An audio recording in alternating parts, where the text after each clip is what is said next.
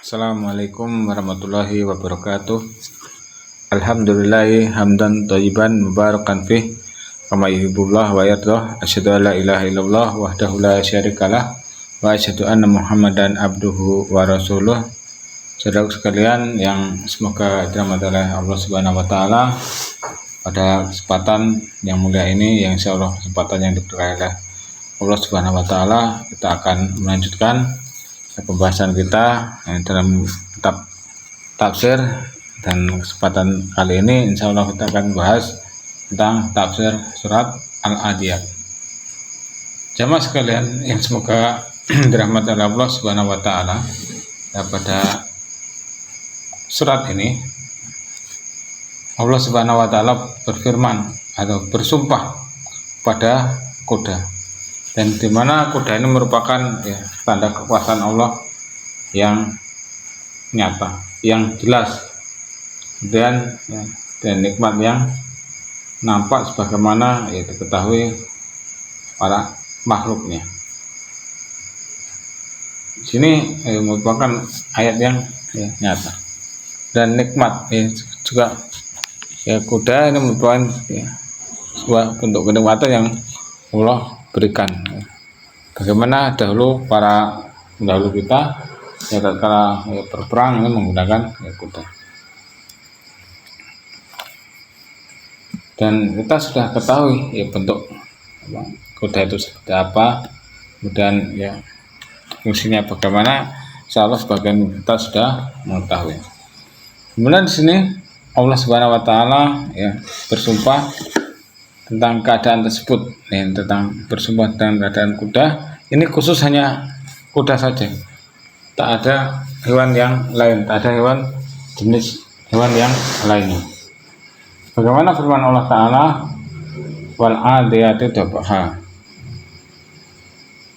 demi kuda perang yang lari kencang terengah-engah.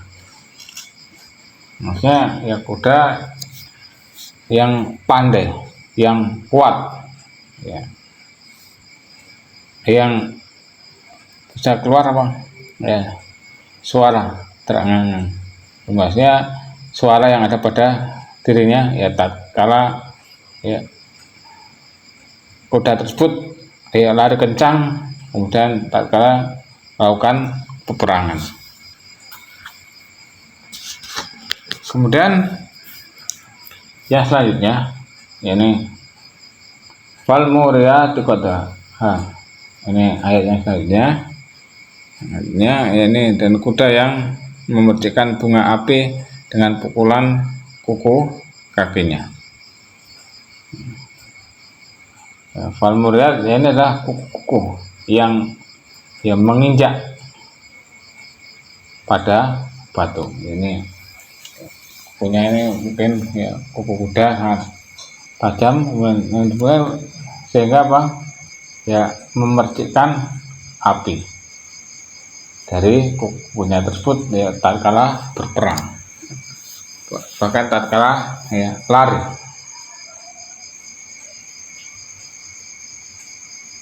Kemudian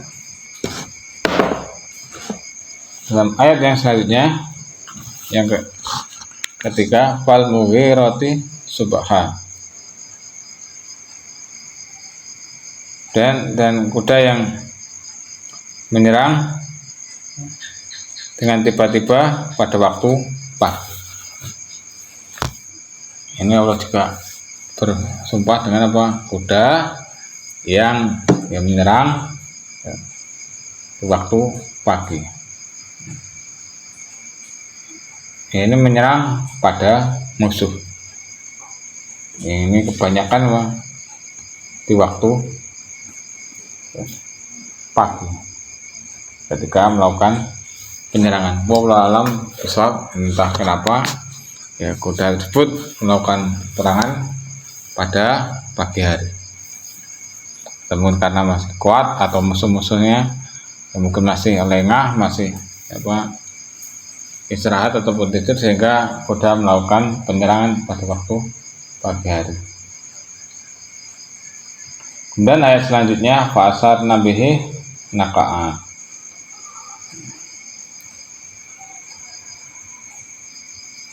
sehingga menerbangkan debu. Ya, kuda tersebut yang karena larinya kencang sehingga menerbangkan debu.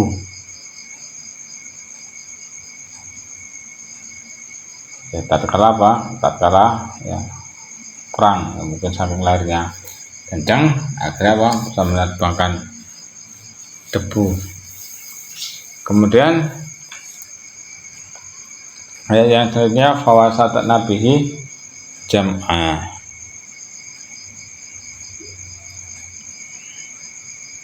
dan lalu menyerbu ke tengah-tengah kumpulan musuh. Jadi dan lari kencang memecahkan api sehingga kemudian berkumpul di tengah musuh untuk memerangi mereka. Ini keadaan yang Allah bersumpah dengan keadaan Tuhan tersebut. Kemudian yang termasuk yang disumpah di sini adalah lanjutannya. Innal insana li rabbih lakanud. Sesungguhnya manusia itu sangat ingkar atau tidak bersyukur pada Tuhannya. Jadi sini Allah Subhanahu wa taala menyebutkan keadaan manusia. Bahwasanya manusia ini sangat ingkar kepada Allah, kepada Tuhannya, kepada Rabb-nya, dan dia tidak bersyukur. Maksudnya di sini dia menghalangi dari kebaikan, untuk melakukan kebaikan pada Allah. Terutama menghalangi orang-orang yang tidak melakukan kebaikan, orang yang mau ibadah kepada Allah dia halang-halangi. Kemudian karena maka tabiatnya ini dia dirinya, nafsunya ini tidak memberikan atau tidak menunaikan hak-hak atau tidak menunaikannya secara sempurna. Terutama di sini adalah hak Allah. Jadi hak yang harus dinaikkan di sini adalah hak Allah, yakni diibadahi dan tidak disekutukan. Nah, jadi ini bagian manusia enggan untuk melakukan hak-hak Allah, enggan untuk melakukan ibadah kepada Allah dan juga hak-hak yang lainnya. Bahkan pada tabiatnya ini mereka malas, manusia itu malas dan senantiasa menghalangi hak-hak harta dan badan. Maka hak harta ini untuk infakkan, untuk sedekahkan. Hak badan ini dengan melakukan ketaatan, karena dengan melakukan ketaatan, melakukan ibadah akan bisa menyehatkan badan, menguatkan badan. Di sini kecuali orang yang Allah berikan hidayah keluar dari sifat ini dan berubah menjadi sifat menunaikan hak-haknya.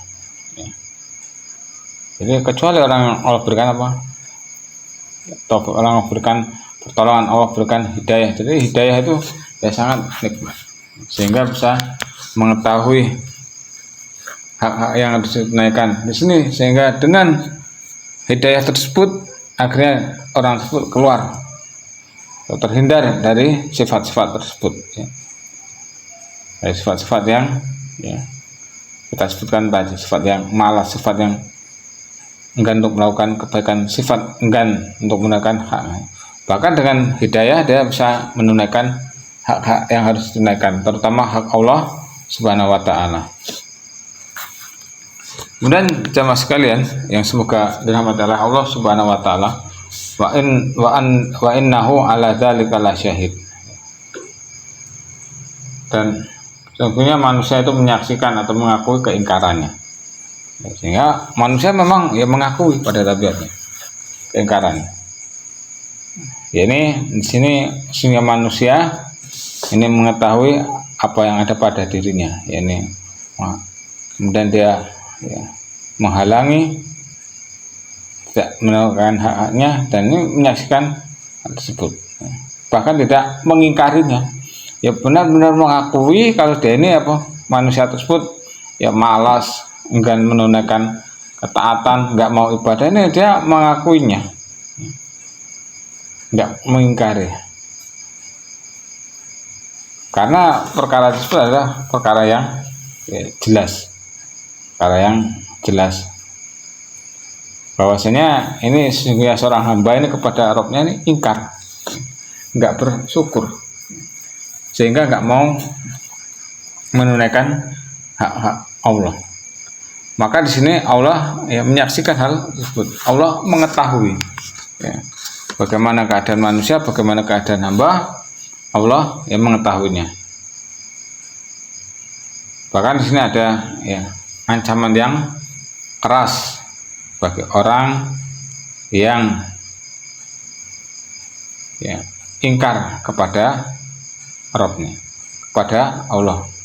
Karena sesungguhnya Allah ini maha menyaksikan, Allah yang ya mengetahui.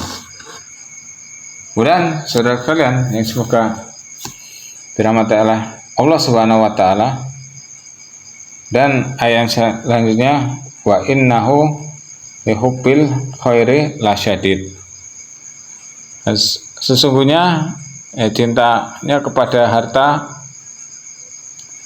benar-benar berlebihan. Jadi sini Allah Subhanahu wa taala yang menyebutkan bahwasanya manusia ini ya terhadap hartanya memang sangat ya cinta, sangat senang, sangat berlebih-lebihan dalam suka. Ini ibaratnya ya, sukanya itu apa, kelewat batas. Nauzubillah min dzalik.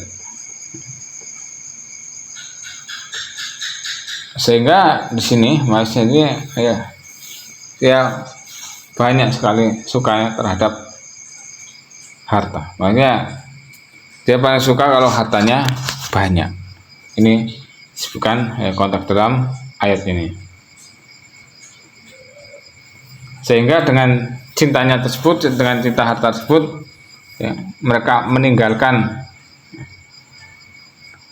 hak-hak yang wajib untuk ditunaikan. Karena apa? Mereka mendahulukan syahwatnya ya, mendahulukan syahwatnya daripada yang mendahulukan ridha Allah Subhanahu wa taala. Sehingga ya mereka para manusia ini apa? Ini ya, dalam merenungi atau melihat dalam kehidupan dunia itu sangat ya sedikit. Ya. Intinya dia nggak mengetahui kalau dunia ini hanya sementara. Dan kemudian ya lalai terhadap kampung akhirat.